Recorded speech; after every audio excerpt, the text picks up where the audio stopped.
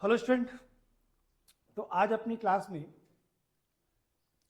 हम देखेंगे कि दर्शन शास्त्र पे किस प्रकार हमें अप्रोच रखना है, क्या क्या उसके सेगमेंट्स हैं और कैसे इस कठिन विषय को आसान किया जाए।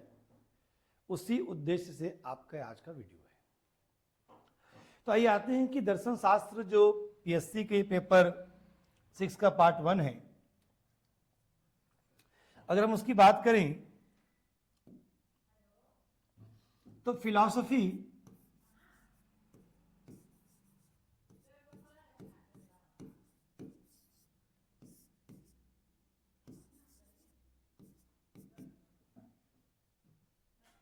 इसमें पढ़ना क्या है।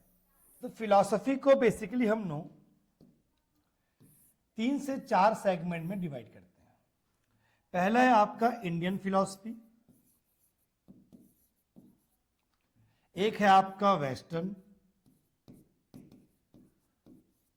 और एक है आपका रिलीजियस फिलॉसफी, जिसे हम लोग हिंदी में धर्म दर्शन कहते हैं।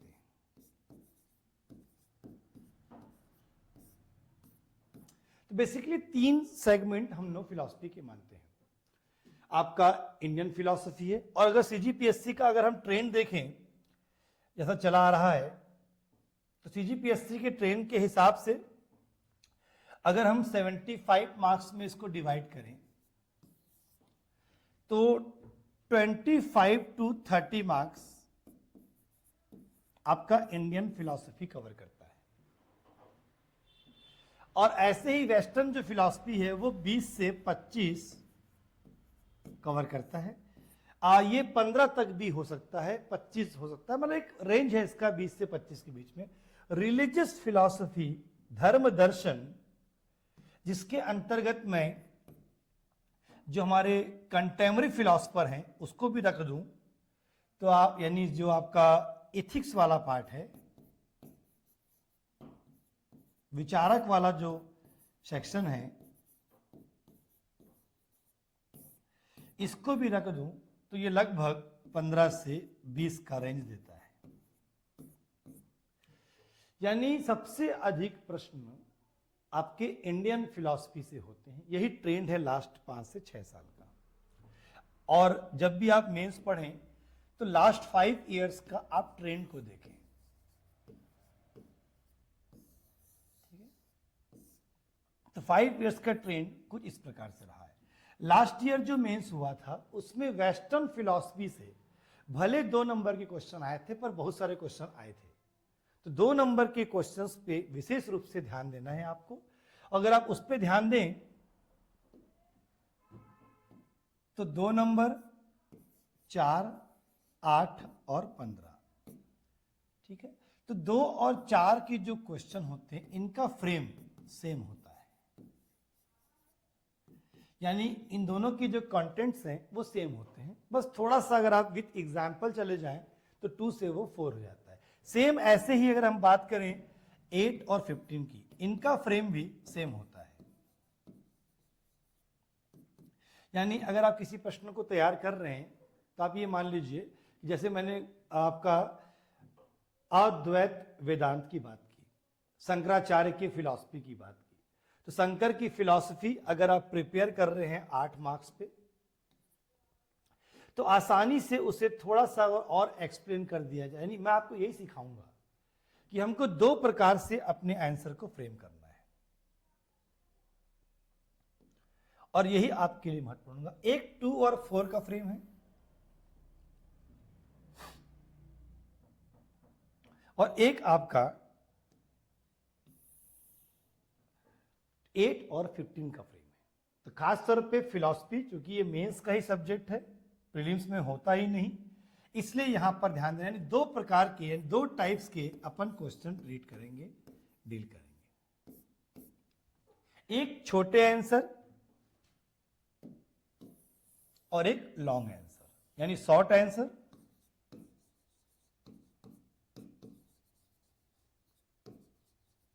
और एक लॉन्ग टाइप आंसर।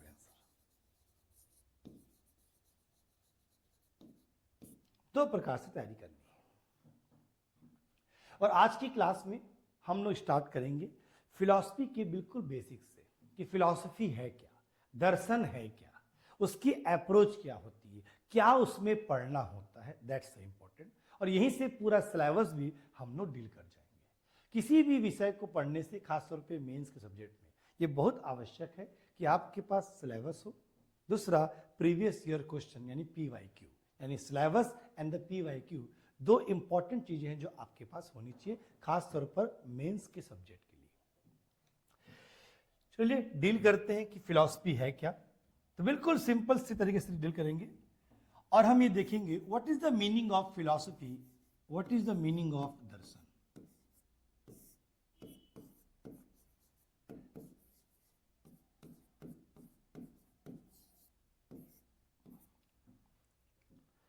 तो अगर हम बात करें हिंदी शब्द की, दर्शन की, तो दर्शन का अभिप्राय होता है टू सी। तो पहले हम इसका दर्शन वाला मीनिंग देखेंगे, फिर जो वेस्टर्न फिलॉसफी में जो फिलॉसफी वर्ड है हम उस पर चर्चा करेंगे। तो अगर हम बात करें दर्शन शब्द की, तो दर्शन जो शब्द है ये संस्कृत के दृश्य धातु से निकला है, जिसका मतलब होता है देखना। यानी अगर हम बात करें इंग्लिश की, इसका मीनिंग होता है to see. To see that means देखना। तो प्रश्न यहां पर उठता है सर कैसे देखें? तो सामान्यतः आपका उत्तर होगा सर आंखों से देखें।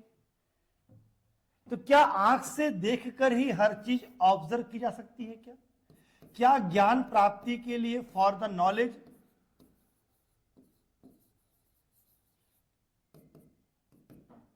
क्या सिर्फ आंख ही आवश्यक है? क्या जिस व्यक्ति के पास आंखें नहीं होती तो क्या वो ज्ञान प्राप्त नहीं कर सकता? क्या वो चीजों को ऑब्जर्व नहीं कर सकता? तो इसका आप आंसर देंगे नहीं सर वो कर सकता है। इसलिए यहां पर दर्शन का मतलब देखना, देखने का मतलब होता है ऑब्जर्व करना, चीजों को फील करना। और उसके लिए आवश्यक नहीं कि आंखें हों, क्योंकि आप सब जानते हैं कि there are 5 sense to observe anything else. यानी ज्ञान प्राप्ति के लिए 5 ज्ञान इंद्रियां होती हैं जिनको हम सेंस ऑर्गन कहते हैं।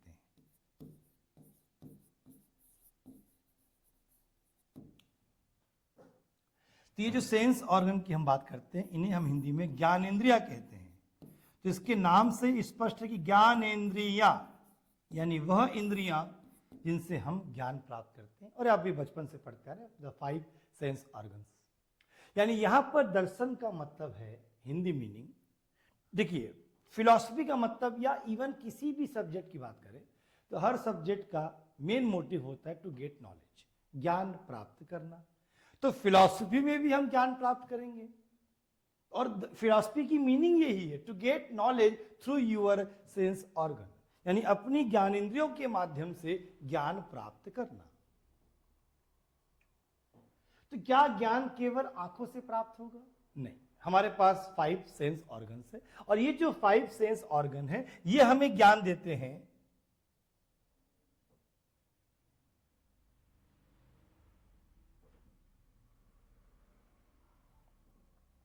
उन वस्तुओं का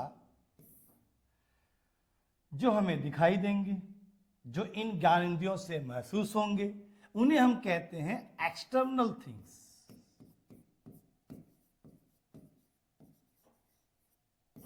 बाह्य ज्ञान।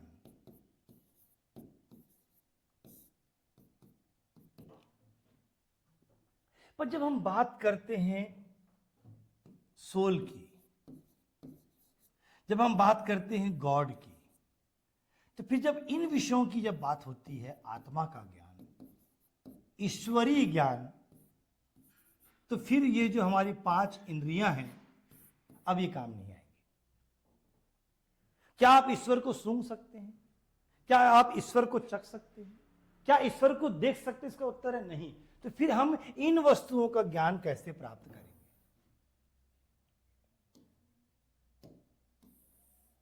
तो फिर इन वस्तुओं के ज्ञान के लिए that we have our 6 sense, that's the mind.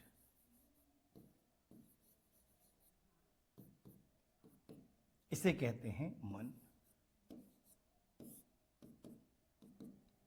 कहीं कहीं पर इसको हम चित्त भी कहेंगे।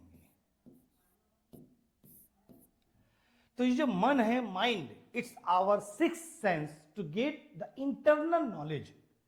और वो इंटरनल जो सब्जेक्ट्स हैं वो हैं, जैसे मैंने एग्जांपल दिया, सोल एंड गॉड।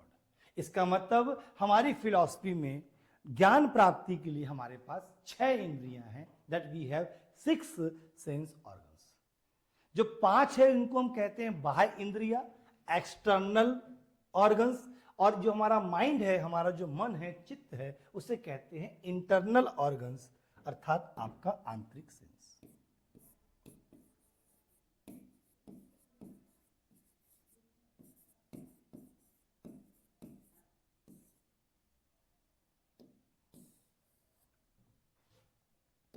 तो कोई आपसे पूछे कि दर्शन का मतलब क्या, ये संस्कृत मीनिंग है ना, तो दर्शन का मतलब है दृश्य से बना है। दृश्य मतलब होता है देखना, to see through your naked eyes. No, it's a narrow definition of the philosophy. दर्शन का व्यापक अर्थ होता है to observe, to get the knowledge of the subjects with your 5 + 1 6 organs, यानी अपनी 6 इंद्रियों से अपने विषय का ज्ञान प्राप्त करना ही दर्शन है। और खास तौर पे जो हम 6 ऑर्गन की बात कर रहे हैं, छठी इंद्री की बात कर रहे हैं, वो छठी इंद्री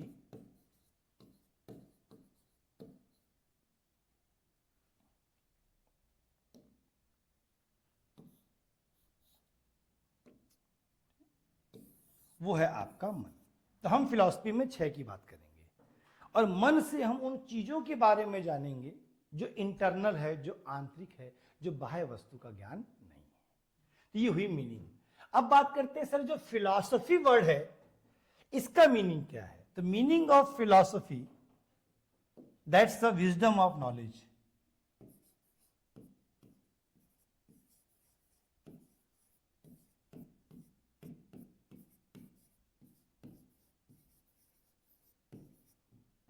ये है आपकी फिलॉसफी का मीनिंग, विजडम ऑफ नॉलेज, ज्ञान के प्रति अनुराग।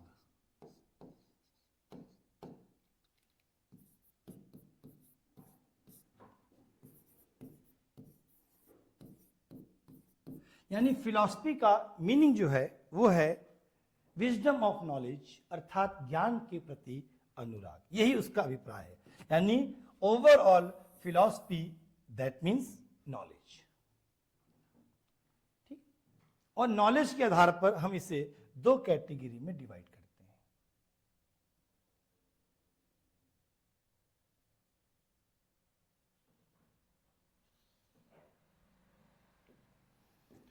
यानी यहां पर होगा एक वस्तु, एनी ऑब्जेक्ट, जो होगा सब्जेक्ट ऑफ नॉलेज, यानी जिसका ज्ञान प्राप्त किया जाएगा, तो उसे हम ऑब्जेक्ट कहेंगे। हिंदी में इसे हम वस्तु ही कहेंगे। और जो इसका ज्ञान प्राप्त करेगा, यानी आप और मैं, तो हम कहलाते हैं नोअर, या हम कहलाते हैं ज्ञाता, जानने वाला। और एक है वस्तु जो है जानने का विषय, जिसे कहते हैं ज्ञाता। और जो जानने का विषय है उसे हिंदी में कहते हैं क्या, सब्जेक्ट ऑफ नॉलेज। और जो नोअर है इसे हम लोग चाहे तो सब्जेक्ट भी कह सकते हैं। और जिनके माध्यम से वो इन चीजों को जानेगा,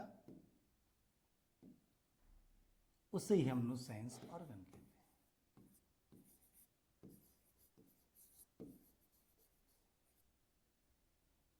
हमारी ज्ञानेंद्रिया।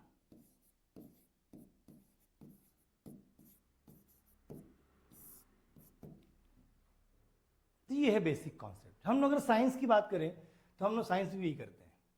हमें कोई चीज जानना है तो हम उसे जानते हैं अपने सेंस ऑर्गन से। उसी प्रकार हमको फिलॉसफी में जानना है किसी चीज के बारे में, तो उसे भी हम जानते हैं अपने क्या, सेंस ऑर्गन से। तो ये फिलॉसफी का बेसिक मीनिंग है।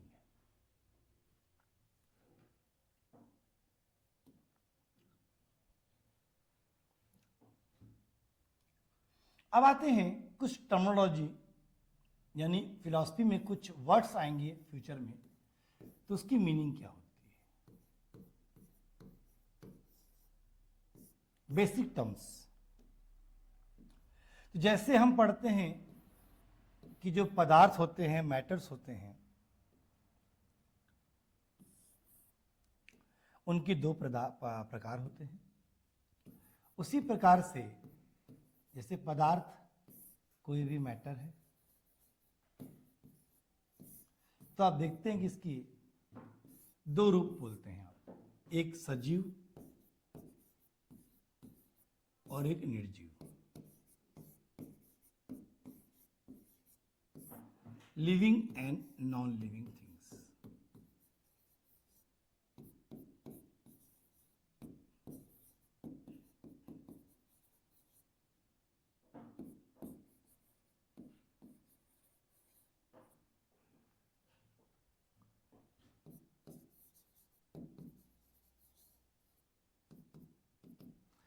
तो इसी प्रकार अगर हम बात करें अपने दर्शन की, तो दर्शन में भी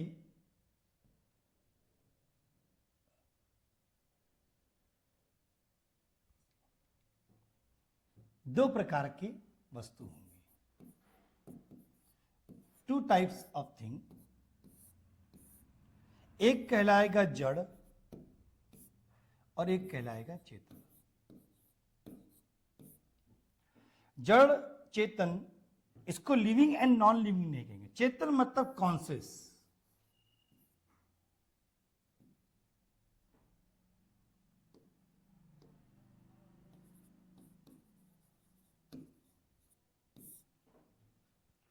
और अनकॉन्शियस उसे हम कहते हैं क्या, जड़। और इसको इंग्लिश में भी जब आप पढ़ेंगे इंडियन फिलॉसफी, तो जड़ा एंड चेतन इसी वर्ड का ही प्रयोग करना है। हाँ, कॉन्शियस एंड अनकॉन्शियस ये आप लिख सकते हैं, ठीक है, बट अगर आप इंडियन फिलॉसफी यूज कर रहे हैं तो आप जड़ और चेतन। तो चेतन मतलब जो एक्टिव होते हैं, सक्रिय होते हैं, स्वतः सक्रिय होते हैं।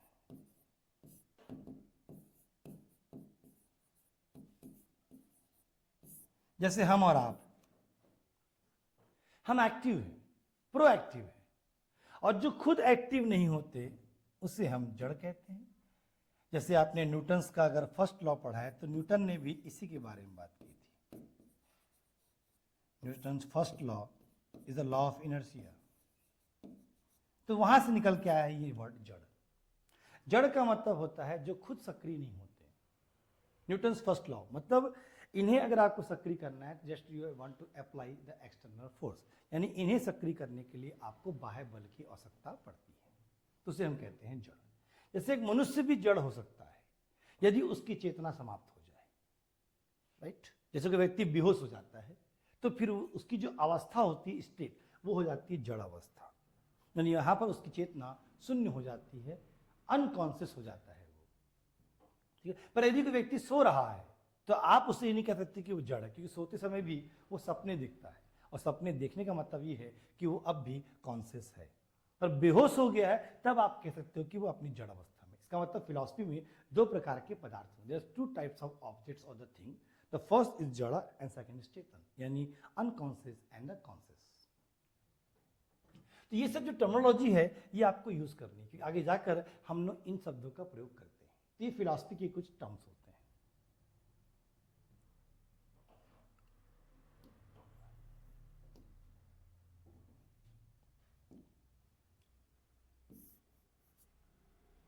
अब प्रश्न उठता है कि क्या क्या चीजें हो सकती हैं, क्या चीजों का हम अध्ययन करते हैं। तो हम बात करें अगर इंडियन फिलॉसफी की,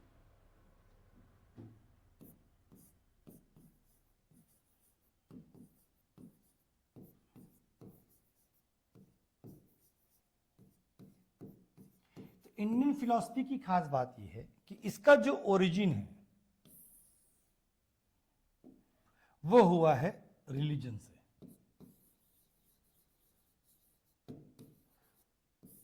यानी इसकी उत्पत्ति धर्म से हुई है। यानी इसका बैकग्राउंड रिलीजन है। कैसे, देखिए, अब हमारे यहां अगर हम बात करें रिलीजन की, धर्म की, तो उसका सोर्स है वेद। और आप सभी जानते हैं 4 वेद होते हैं। तो वेद है, यहीं से उत्पत्ति होती है फिलॉसफी की, रिलीजन। तो रिलीजियस फिलॉसफी होता था। अब या तो आप इसके सहमत में होंगे, तो जो फिलॉसफर वेदों को मानते हैं तो उन्हें हम आस्तिक कहते हैं। तो आस्तिक दर्शन, इनको अंग्रेजी में आप ऑर्थोडॉक्स कहते हैं। और सेम ऐसे ही जो वेदों को नहीं मानते उन्हें हम हिट्रोडॉक्स कहते हैं।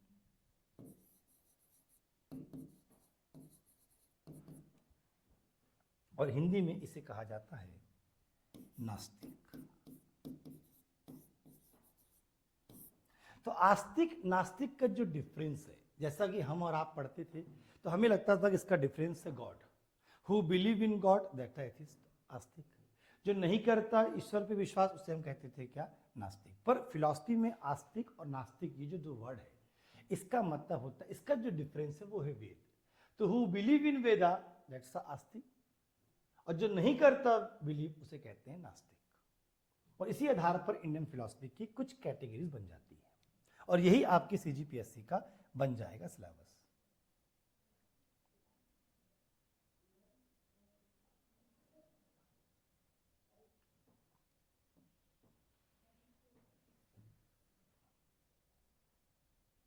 चलिए, तो यहां से इसे अब डिवाइड कर लेते हैं। तो आस्तिक दर्शन के अंतर्गत कौन कौन आते हैं, पहले हम ये देखें, फिर आएंगे हम लोग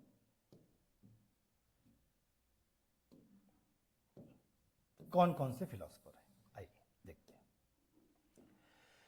तो यहां पर आएंगे सांख्य दर्शन। अब समझ जाइए कि यही सीजीपीएससी का सिलेबस है। The philosophy of Sankhya, the philosophy of Nyaya, philosophy of yoga, philosophy of Vaisheshika. तो ये सब आपकी वो फिलॉसफी है जो वेदों को प्रामाणिक मानते हैं, ऑथेंटिक मानते हैं।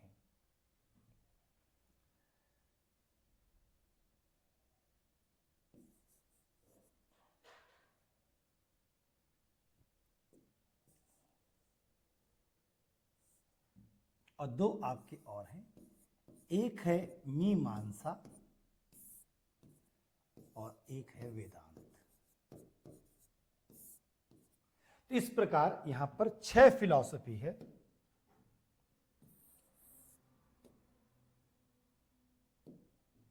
इसलिए इसे षड दर्शन के नाम से भी जाना जाता है। 6 फिलॉसफी।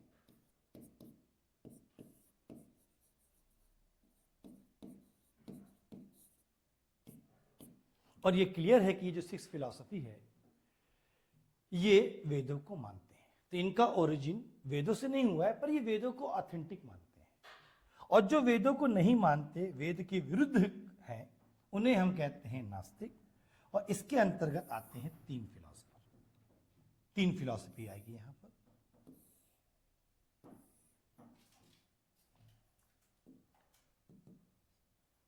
पहला है आपका बौद्ध, बुद्धिज्म। दूसरा है आपका Jain, Jainism. And third and the very important, वो है आपका चारवाक। अभी जो सीजीपीएससी प्रीलिम्स एग्जाम हुए उसमें चारवाक फिलॉसफी से ही एक क्वेश्चन प्रीलिम्स में आए थे। तो ऐसा नहीं कि ये सिर्फ मेंस में, अगर देखा जाए तो प्रीलिम्स पॉइंट ऑफ व्यू से भी ये जो 6 फिलॉसफी है और ये जो +3, ये सीजीपीएससी प्रीलिम्स में भी पूछे जाते हैं। इस बार 4 से 5 प्रश्न आप देख सकते हैं कि प्रीलिम्स में पूछे गए हैं। प्रीलिम्स 2024, चारवाक फिलॉसफी से क्वेश्चन आए हैं, बौद्ध और जैन से आए हैं, और ये क्वेश्चन तभी बनेंगे जब आप इनको मेंस के अप्रोच के हिसाब से पढ़ेंगे। तो ये जो 6+3 है दैट्स द 9, ये होता है बेसिकली आपका इंडियन फिलॉसफी। बिना पढ़े भी एक आइडिया ये हो जाता है कि जो वेदों को मान रहे हैं वो 6 हैं, जो वेद को नहीं मानते, वेद के अगेंस्ट हैं, वो आपके 3 हैं, बौद्ध, जैन और चारवाक। एक चीज स्पष्ट कर लीजिए कि फिलॉसफी में गॉड को लेकर डिफरेंस नहीं है, राइट। गॉड को मानते हैं नहीं मानते ये सब्जेक्ट रहेगा हमारा, फिलहाल सब्जेक्ट है कि वेद को मानना नहीं मानना। सीजीपीएससी का 2 से लेकर 4 नंबर का एक क्वेश्चन तैयार हो गया आपका।